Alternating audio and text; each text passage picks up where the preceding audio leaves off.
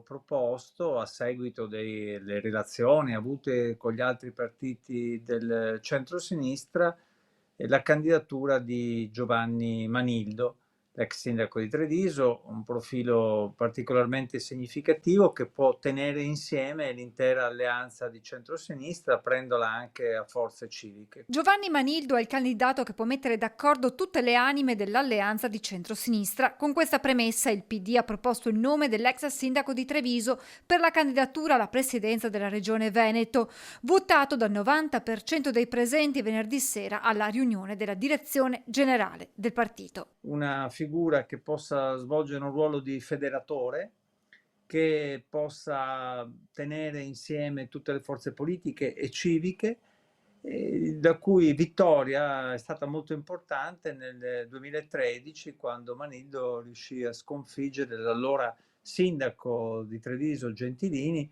che era il simbolo anche della Lega. Quindi noi pensiamo che Manildo, per le sue caratteristiche, per la sua storia professionale, per la sua storia politica, possa svolgere questo ruolo. Prima però dell'ufficializzazione e dell'avvio vero e proprio della campagna elettorale è necessario un ulteriore passaggio. Per concretizzarsi avrà bisogno dell'adesione delle altre forze politiche che